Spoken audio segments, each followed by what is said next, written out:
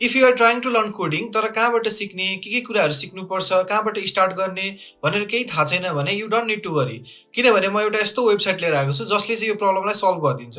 So watch this video till the and. So त्यो website यही हो, रोडम्याप डट एसएच भन्ने। यो रोडम्याप डट एसएच चाहिँ एउटा फ्री र ओपन सोर्स प्लेटफर्म हो जसमा चाहिँ सबै टेक रिलेटेड टपिक्सहरूको रोडम्याप दिएको हुन्छ।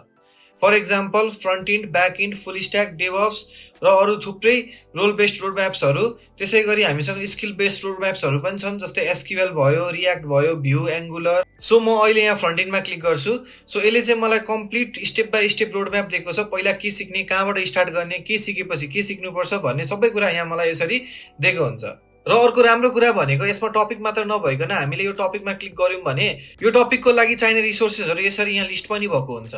सो अबदेखि कुनै पनि ऱ्यान्डम ट्युटोरियल हेर्नुभन्दा रोडम्याप डट एसएचमा गएर कुनै पनि प्रोग्रामिङ ल्याङ्ग्वेज अथवा कुनै पनि टेक स्ट्याकलाई प्रपर डाइरेक्सन सहित सिक्न सकिन्छ। And this video is not sponsored by roadmap dot SH. सो आजै गएर आफ्नो टेक जर्नी स्टार्ट गर्ने होइन त।